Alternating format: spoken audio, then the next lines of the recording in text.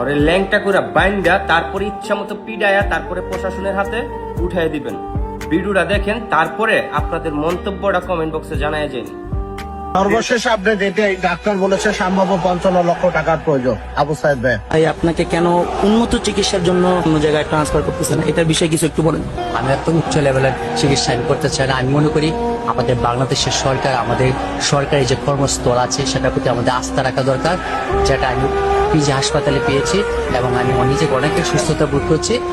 আশা করি ভিডিওটা দেখছেন। এখন আমি দুইটা কথা বলবো, এখন আমার অনেকে গালি দিবেন, আবার অনেকে বলবেন উচিত কথাই কইছেন।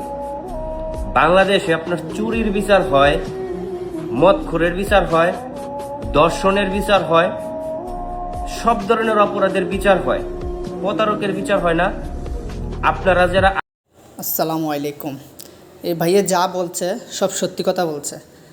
আমি প্রশাসনের দৃষ্টি আকর্ষণ করে বলতেছি, সম্মান জানিয়ে এই বিষয়টা নিয়ে একটু ভেবেচিন্তা করা উচিত, বিষয়টা ভালোভাবে দেখা উচিত।